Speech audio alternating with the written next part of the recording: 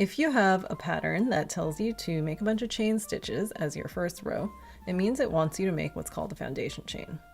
And to start a foundation chain, you need a slip knot. And if you're right-handed, you want that knot to be to the left of your hook. And if you're left-handed, you want that knot to be to the right of your hook.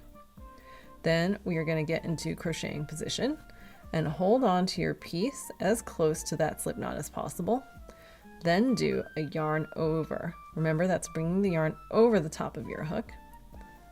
In case that gets a little confusing, you can also think of it as pushing your hook into the yarn.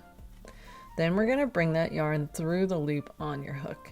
So remember, to make it easier for that to happen, rotate your hook down so that it mimics the shape of the loop on your hook, and then pull it through and then push your hook over to your yarn hand. And there you have one V. That is a chain stitch. Woohoo! Now I'm just gonna make some more. So I made one.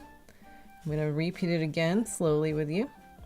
Notice how I've adjusted my hand, by the way, to hold on to the piece as close as possible again to the hook. I did not leave my hand down here.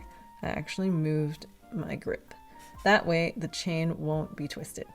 So let's do one more chain stitch together slowly. Make sure your hook is in front of the working yarn.